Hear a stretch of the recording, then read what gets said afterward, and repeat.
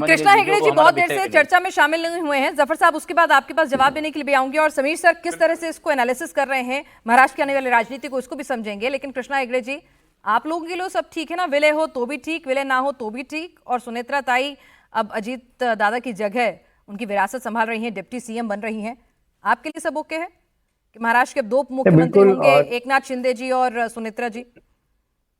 देखिए, सुनेत्रा अजित पवार जी का जो आज शपथ विधि हुआ और वो महाराष्ट्र के पहले महिला उप मुख्यमंत्री हुए हैं, वही बहुत बड़ी सम्मान की बात है और हम उनका अभिनंदन करते हैं। और पहले भी हम साथ में ही काम कर रहे थे। अजित दादा हमारे महायुति में थे, शिवसेना, अजित दादा एनसीपी और भारतीय जनता पार्टी। हम्म। आज भी वही हमारा कॉम्बिनेशन है, ट्रिपल इंजन का सरकार है जो महाराष्ट्र के हित में काम कर रहा है। और दूसरे, उन्होंने कहा कि भाई किशोर तिवारी जी ने कि विधायक तोड़ देंगे। अरे विधायक कहाँ से तोड़ेंगे जब साथ में हम पहले से ही हैं।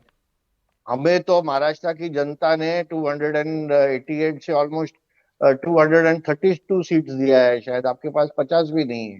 तो इशू ये है कि पूरी बहुमत से हमारी सरकार पहले भी थी, आज भी है। महायुति एक साथ है, एकजुट है, जनहित में, लोकहित में काम चलिए, आप कर लोग रही नेता है। हैं, अपनी अपनी पार्टी की लाइन और से आप अजित बंधे हुए हैं, दादा उस का हिसाब के आपके बयान आ रहे हैं। लेकिन नहीं, वरिष्ठ पार्टी पत्रकार के समीर देखिए, चौगांकर जी भी हमारे साथ जुड़े हुए हैं, महाराष्ट्र की राजनीति को करीब से देखते समझते हैं, अरसे से कवर किया है। समीर जी, यहाँ पर जितनी साफ कोई से सारी बातें हो रही हैं कि भाई मर्जर होगा, ये बात सभी लोग जानते थे कि परिवार अजीत दादा का और उनकी पार्टी के सीनियर लीडर्स इस मर्जर के कभी भी हक में नहीं थे, अजीत दादा चाहते थे।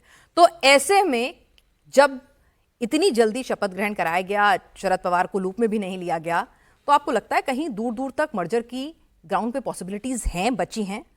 मुझे इसकी संभावना फिलहाल कम नजर आती है, क्योंकि देखिए अब सुनेत्रा पवार जी को जिस तरह से उप मुख्यमंत्री का शपथ ग्रहण हो चुका है, और पार्टी के नेताओं की अपनी राजनीति भी है। अगर आप शरद पवार के साथ मिल जाओगे तो दिल्ली की राजनीति कौन करेगा? सुप्रिया सुले के लिए क्या भूमिका होगी, शरद पवार की क्या भूमिका होगी, जितेन आव्हाड की क्या भूमिका होगी, जो शरद पवार के जो दूसरे लीडर्स हैं उनकी क्या भूमिका होगी?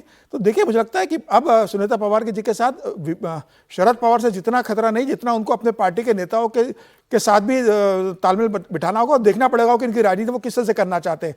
प्रफुल्ल पटेल क्या चाहते हैं, सुनील तटकरे क्या चाहते हैं, दिलीप वलसे पाटिल क्या चाहते हैं, धनंजय मुंडे क्या चाहते हैं, अभी छगन भुजबल क्या चाहते हैं। सबकी अपनी अपनी राजनीति, और इनमें से कोई भी नेता किसी दूसरे नेता को अपना नेता नहीं मानता है। तो इसलिए सुनीता पवार को भाई आप अध्यक्ष बनाओ, और आप सुनीता पवार को कठपुतली के रूप में चलाने की कोशिश होगी। प्रफुल्ल पटेल चाहेंगे कि भाई सुनीता पवार मेरे हिसाब से काम करे, तटकरे, सुनील तटकरे चाहेंगे कि मेरे हिसाब से वर्किंग हो, दिलीप वलसे पाटिल अपना अलग चाहेंगे, धनंजय मुंडे चाहेंगे कि मेरी सरकार में वापसी हो।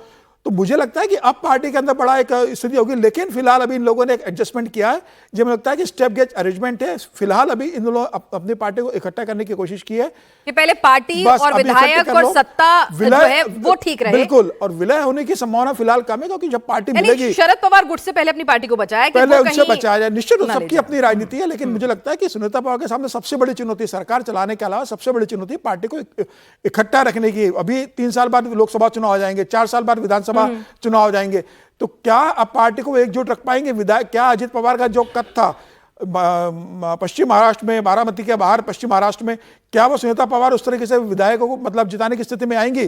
तो मुझे लग रहा है कि असली परीक्षा तो 2 साल बाद होगी, और तब तक विधायकों को जोड़कर रखना। कई विधायक ऐसे होंगे जिनको अजित पवार ने कहा होगा कि मैं आपको मंत्री बनाऊंगा, 2 साल बाद मंत्रिमंडल का रिशफल होगा, तो क्या वो विधायक जो है वो मंत्री बनने के लिए दबाव डालेंगे, कुछ दूसरे तरह के दबाव रहेंगे? तो सबको संभाल के चलना होगा, और सबको लेकर कैसे चलती सुनीता पवार, यह सबसे बड़े उनके सामने इस समय चुनौती होगी। शरद पवार क्या करेंगे? देखिए, शरद पवार तो मुझे लगता है कि अपनी राजनीति कंटिन्यू करेंगे, और शरद पवार फिलहाल इस बात क्या पार्टी को तोड़ने की कोशिश होगी कि भाई कुछ नेता जो हैं इस तरफ आ जाएं, इस खेमे में शामिल हो जाएं? अब जब अजीत दादा नहीं रहे हैं, क्योंकि कई लोग उनके नाम, उनके नेतृत्व के साथ जुड़े हुए थे, तो ऐसे में ऐसी कोई कोशिश? कोई विधायक इसलिए नहीं जाएगा कि कितने भी विधायक टूट जाए, सरकार बनाने की स्थिति में शरद पवार है नहीं।